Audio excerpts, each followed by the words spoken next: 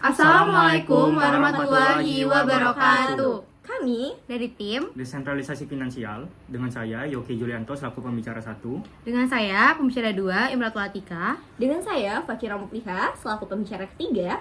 Dengan topik kita pada kali ini, fokus utama negara dalam membangun ekonomi masa depan harus pada inovasi di sektor pendidikan yang berada di posisi pro. Ketika manusia berkembang secara utuh, maka dia akan berkontribusi maksimal pada kemajuan bangsa termasuk dalam ekonomi. 3. Pembingkaian dalam topik kita pada kali ini. 1. Bagaimana fokus utama negara?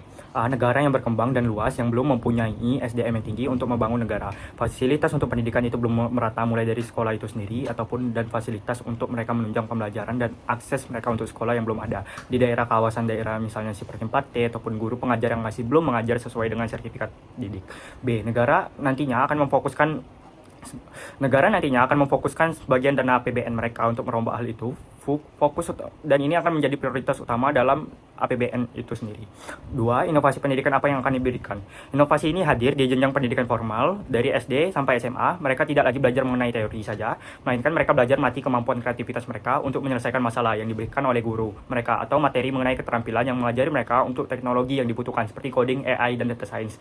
Tapi pembangunan yang akan dilakukan adalah sekolah nanti akan memberikan fasilitas yang menunjang mereka untuk menerapkan kurikulum teknologi yang akan ada seperti penambahan mapel dan lain sebagainya hal untuk menunjang mereka seperti kemampuan AI dan blockchain dan coding menggunakan fasilitas yang diadakan di sekolah. B. Tenaga pelajar nantinya akan dievaluasi melalui nilai. Jika nilai mereka turun, tenaga pengajar nantinya belum dijadikan guru tetap dan hanya dijadikan cadangan. Dan jika mereka berhasil, nantinya akan diberikan insentif seperti tunjangan kinerja karena mereka memenuhi kriteria tertentu seperti pencapaian nilai tinggi dan kemampuan kreativitas mereka terpenuhi dari mapel tersebut. 3. Pembangunan ekonomi masa depan apa yang akan dibangun? Pembangunan yang akan dilakukan adalah pembangunan SDM itu sendiri yang meliputi keterampilan mereka itu sendiri yang dibutuhkan oleh mereka untuk membuat industri yang bisa bersaing dengan luar. B. Ekonomi masa depan ini merupakan kondisi ekonomi di mana SDM mereka bisa diandalkan untuk kebutuhan industri yang nantinya akan memasukkan ke penerimaan negara. Ketika mereka mendapatkan pekerjaan atau membuat industri melalui kreativitas mereka yang sudah diajarkan oleh keterampilan yang sudah ada di kurikulum nantinya, mereka bisa menyumbang hasil pendapatan mereka ke negara seperti pajak dan lain sebagainya, atau mereka bisa meringankan beban negara nantinya seperti mereka tidak akan menjadi pengangguran ataupun melalui bansos yang tidak akan diberikan kepada mereka. Tujuan kita ingin pendidikan ini membuat mereka memiliki kemampuan keterampilan dan kecerdasan sehingga mereka bisa berkontribusi kepada negara karena pendidikan itu dari awal mengajari kepada kamu tentang nilai moral untuk kepedulian kepada negara. Penjelasannya, setup ini menunjukkan negara yang memprioritas pendidikan membangun hasil keterampilan yang akan digunakan oleh mereka untuk lapangan pekerjaan atau untuk meningkatkan hasil penerimaan negara dengan mereka mengimplementasikan kemampuan mereka untuk menciptakan seperti startup dan lain sebagainya. Inovasi pendidikan yang berkualitas di negara berkembang membantu kondisi ekonomi masa depan negara. Lihat fokusnya saat ini, akses untuk pendidikan yang berkualitas seperti guru yang berkualitas, gedung yang bagus, fasilitas yang mendukung seperti akses wifi dan biaya pendidikan yang gratis itu masih belum tersebar di daerah terpencil, dan kurikulum atau pembelajaran yang kurang membuat siswa sulit untuk paham. Lihat analisisnya, kenapa, dan bagaimana. Kurangnya dukungan seperti dana yang tidak diberikan secara merata sesuai dengan kebutuhan yang ada untuk memenuhi fasilitas. Semua peralatan dan operasional membutuhkan biaya pembelian alat dan pembayaran gaji guru, sehingga ini membuat dana menjadi alat yang paling penting untuk operasi. Hal ini ketika tidak ada biaya untuk membeli fasilitas dan peralatan, ya sudah, fasilitas akan tetap begitu saja karena tidak ada biaya untuk membeli hal itu.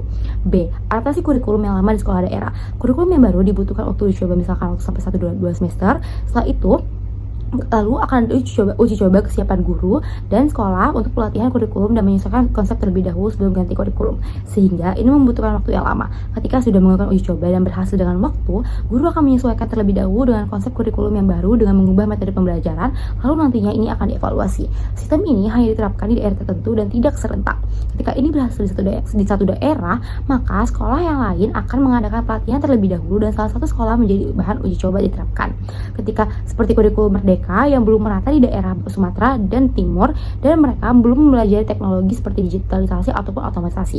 Lihat C. Fasilitas daerah yang belum lengkap dan tunjangan untuk tenaga pengajar di 3T yang belum pasti. Tantangan untuk tinggal di daerah terpencil itu berat, seperti fasilitas listrik yang mahal dan biaya hidup yang mahal karena jumlah pangan yang tersedia itu sedikit, sehingga membuat barang pokok itu dihargai dengan harga yang mahal dan tunjangan harus melalui beberapa tahapan dulu, seperti verifikasi guru dapodik yang mengajar di 3T, dan pencairan dana dari lembaga-lembaga ini yang membuat susah. Lihat dampaknya juri. A.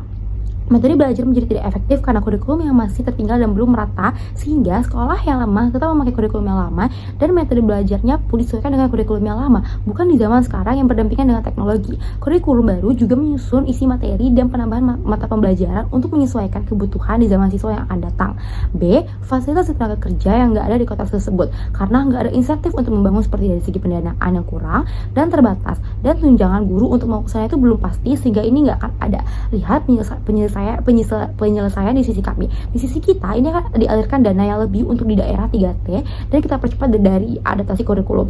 A. Dana yang dialirkan disesuaikan terlebih dahulu dengan riset dan belanja untuk daerah, mulai dari apa saja kebutuhan daerah dan sebagainya. Nanti akan dikirimkan ke rekening sekolah. Lalu sekolah bisa menggunakan dana ini untuk dibelanjakan.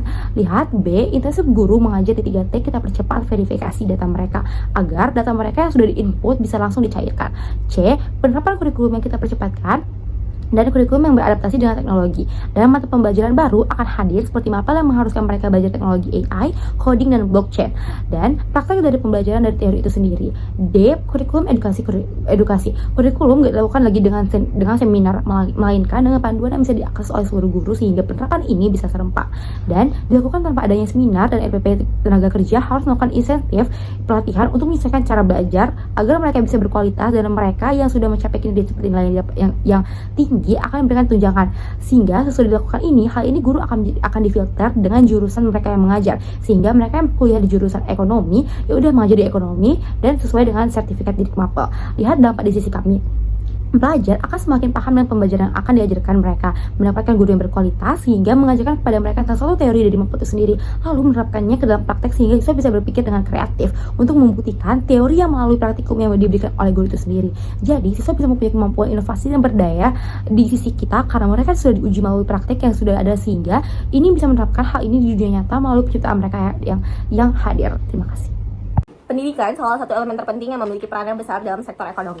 Bagaimana pendidikan memberikan jaminan kepada Anda bahwasanya pendidikan merupakan fondasi awal untuk membangun ekonomi masa depan. Lihat, pertama, bagaimana pendidikan memberikan dampak pada ekonomi di masa depan? Pertama, kenapa pendidikan sepenting itu pada akhirnya? Ya, pendidikan itu merupakan kebutuhan primer yang harus disediakan negara pada akhirnya, bukan? Karena negara harus memberikan hak pada masyarakat untuk mereka bisa mendapatkan pendidikan yang layak pada akhirnya. Yang kedua adalah untuk mencerdaskan manusia. Karena mengapa? Setiap orang harus mendapatkan akses pendidikan yang merata. Mereka harus memiliki bagaimana mereka bisa menunjang pendidikan sesuai dengan daerah-daerah lain pada akhirnya. Dan yang ketiga adalah kebijakan yang mengatur dalam sistem pendidikan tersebut. Bagaimana pemerintah memberikan fasilitas kepada seluruh sekolah dengan sama rata pada akhirnya, dan mereka bisa mendapatkan akses pendidikan yang tersebut yang menunjang untuk mereka membantu kecerdasan mereka dalam berinovasi pada negara untuk membuat negara menjadi negara yang maju dan berkembang pada akhirnya. Lihat, pertama, apa yang membangun kreativitas dan inovasi masyarakat?